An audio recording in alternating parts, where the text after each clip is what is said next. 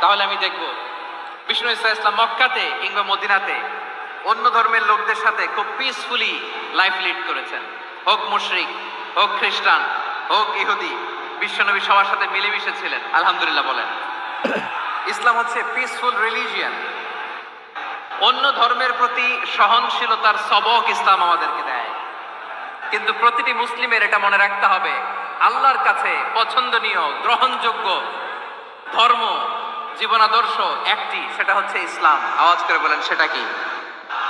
লালমনিরহাটের ভাইয়েরা আওয়াজ করে বলুন, আল্লাহর কাছে মনোনীত ধর্ম একটি, সেটা কি? এজন্য রব্বুল আলামিন বলেন, ইন্নাদ দীনা ইনদাল্লাহিল ইসলাম, আল্লাহর কাছে মনোনীত গ্রহণযোগ্য অ্যাকসেপ্টেড ধর্ম মতাদর্শ একটা, সেটা হলো ইসলাম। ইসলাম ছাড়া অন্য কোনো ধর্ম যদি কেউ তালাশ করে, তার ওই ধর্ম আল্লাহ গ্রহণ করবে না। ওমাইয়াবতাগি গায়রাল ইসলামি দীনান ফালাই ইউকবালা মিন ওয়া হুয়া ফি তালাশ করেছে দুনিয়াতে, তার এই মতাদর্শ গ্রহণ করা হবে না। And he will be loser, সে হবে লুজার, ক্ষতিগ্রস্ত। হাই হাই কোম্পানির ম্যানেজার, ওর আমও শেষ, সালাও শেষ। আওয়াজ করে বলেন ঠিক কি না? এজন্য ইসলাম পেয়ে আমরা খুশি না বেজার? প্রত্যেক নামাজ শেষে আমরা আল্লাহরে বলি, আল্লাহ রাদিতু বিল্লাহি রাব্বা ওয়া বিল ইসলামি দীনা ওয়া বি মুহাম্মাদিন নাবিয়ান ওয়া রাসূলা। ও আল্লাহ, তোমারে রব হিসেবে পেয়ে আমরা খুশি। ও আল্লাহ, ইসলামকে ধর্ম হিসেবে পেয়ে আমরা খুশি। বিশ্ব নবীকে আমাদের রাসূল পেয়ে আমরা খুশি। ঠিক কিনা বলেন? ইসলাম ছাড়া অন্য কোনো ধর্ম আমরা গ্রহণ করব না। ঠিক কিনা বলেন? আল্লাহর কাছে অ্যাকসেপ্টেড রিলিজিয়ান একটা, সেটা ইসলাম। তো বিশ্বনবী সাল্লাল্লাহু আলাইহি ওয়াসাল্লাম মক্কাতে কিংবা মদিনাতে খুব পিসফুলি এক্সিস্ট করেছেন, যে কোনো ধর্মের সাথে মিলেমিশে চলেছেন। তার প্রমাণ আমরা যদি রাসূল সাল্লাল্লাহু আলাইহি ওয়াসাল্লামের বায়োগ্রাফির দিকে তাকাই, তাহলে দেখব তিনি মুশরিকদের সাথে পিস ট্রিটি করেছেন। শান্তি চুক্তি, পিস ট্রিটি, পিস এগ্রিমেন্ট। আপনারা হুদাইবিয়ার সন্ধির নাম শুনেছেন? আমার লালমনিরহাটের কলিজার টুকরা ভাইয়েরা, হুদাইবিয়ার সন্ধির নাম আপনারা শোনেন নাই? ষষ্ঠ হিজরিতে বিষ্ণু ইসলাম মুশরিকদের সাথে এই ট্রিটি করেছেন, চুক্তি। কাদের সাথে? মুশরিকদের সাথে। আমরা তো মুসলমান বসতে পারি না। আমরা দুই মুসলিম ভাই একসাথে বসে চা খেতে পারি না, গল্প করতে পারি না। বিষ্ণু ইসলাম মুশরিকদের সাথে ট্রিটি করেছেন, হুদাইবিয়ার সন্ধি।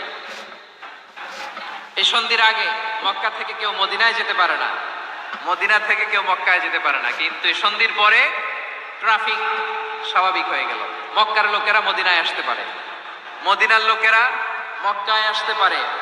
এটাকে বলে সুলহে হুদাইবিয়া, the peace agreement of Hudaybiyah, শান্তি চুক্তি। আমরা পৃথিবীতে এখন অনেক শান্তি চুক্তির নাম শুনি, এগুলো সব the piece treaty of Hudaibiya থেকে কপি করা। আল্লাহু আকবার। তাহলে বিশ্বনবী সাল্লাল্লাহু আলাইহি সাল্লাম তিনি যে শান্তিপূর্ণ সহাবস্থানে বিশ্বাসী ছিলেন, মুসলমানেরা যে অন্য ধর্মের প্রতি সহনশীল, তার প্রমাণ হচ্ছে এই পিস ট্রিটি। শুধু তাই নয়, মক্কার পার্ট গেল, পিস এগ্রিমেন্ট করলেন, শান্তি চুক্তি। বিষ্ণু ইসলাম মদিনায় যে কি করলেন? মদিনায় যে বিষ্ণু ইসলাম মদিনা চার্টার করলেন, মদিনা সনদ, সাহিফাতুল মদিনা, এটার বলে মদিনা চার্টার। যে ওয়েস্টে, ইউরোপে, আমেরিকাতে তারা অনেক চার্টার করে, সব চার্টার মদিনা চার্টার থেকে কপি করা। আওয়াজ করে পড়েন সুবহানাল্লাহ। বিষ্ণু ইসলাম মদিনায় গেলেন, মদিনাতে মুসলিম, মুশরিক, ইহুদি, এই তিন ধর্মের লোক মিলে সব স্টেক হোল্ডার যারা আছে সবাইকে নিয়ে বিষ্ণু ইসলাম মদিনা চার্টার করলেন, মদিনা সনদ। পড়েন সুবহানাল্লাহ। শুধু তাই নয়, মক্কাতে বিশ্বনবী পিস এগ্রিমেন্ট করলেন, শান্তি চুক্তি মুশরিকদের সাথে। মদিনাতে যে বিশ্বনবী মদিনা চার্টার করলেন, মদিনা সনদ করলেন ইহুদিদের সাথে। আবার মদিনাতে বিশ্বনবী ইহুদিদের সাথে পিস ডায়ালগ করলেন, ইন্টারফেথ ডায়ালগ করলেন, আন্তধর্মীয় সংলাপ করলেন। যে সংলাপের মূল ভিত্তি ছিল তাওহীদ। মূল ভিত্তি ছিল কি? তাওহীদ।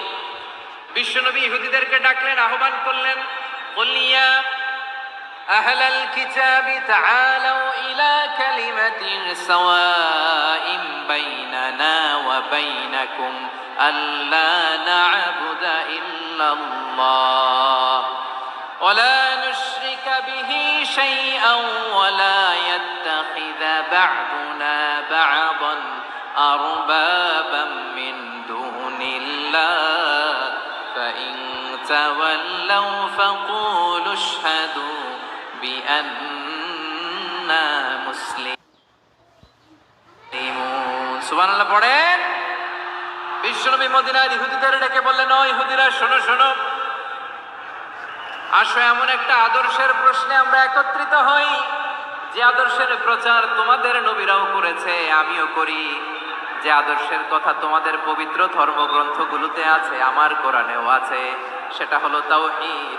আমরা এক আল্লাহ ছাড়া কারো ইবাদত করব না, আল্লাহর সাথে কাউরে শরীক করব না, আল্লাহ ছাড়া কাউরে রব মানব না। পড়েন সুবহানাল্লাহ।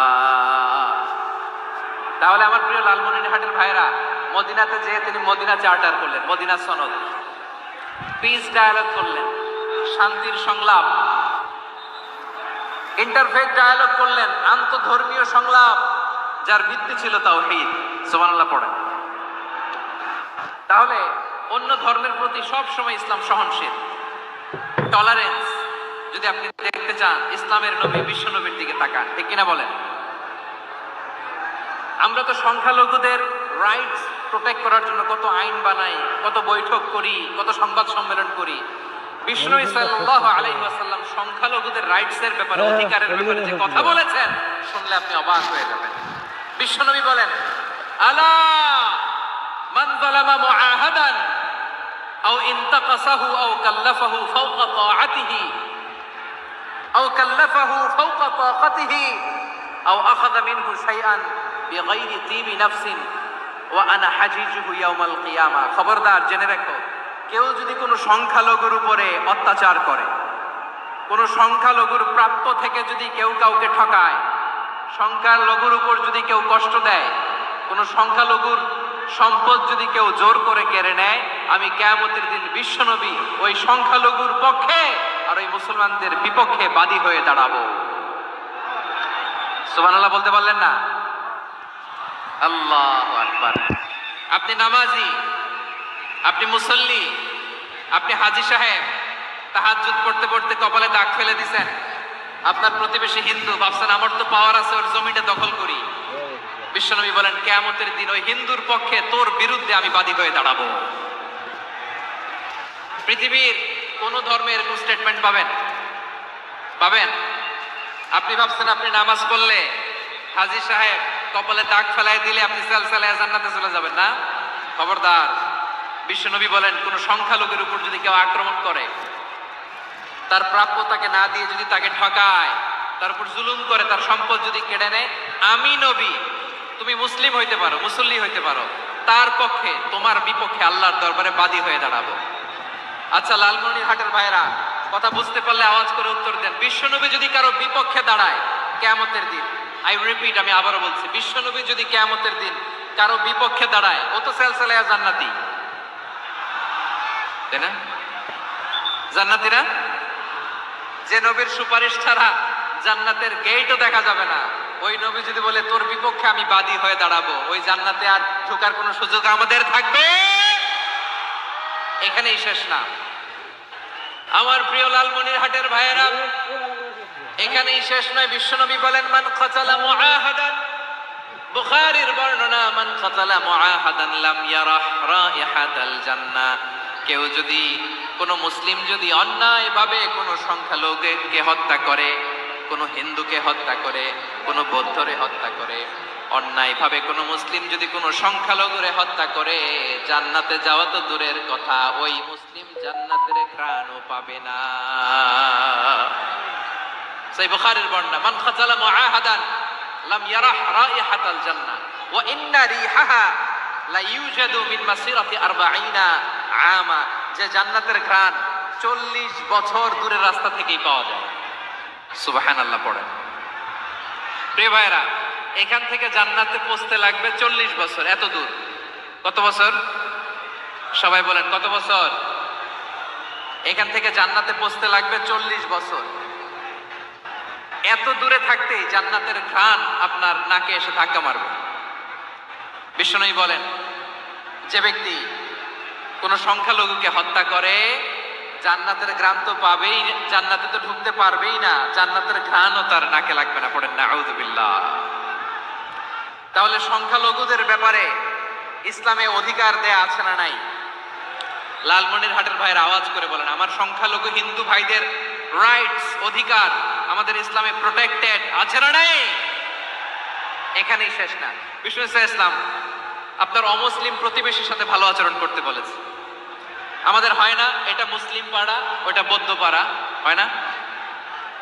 অনেক সময় হয় না এটা আমাদের মুসলিম পাড়া ওইটা হিন্দু পাড়া, এরকম আছে না নাই? লালমনিরহাটে নাই না? আছে? হিন্দু যদি আপনার প্রতিবেশী হয় কি করবেন? আর কষ্ট দিবেন নাকি? কেন ও তো হিন্দু, ও তো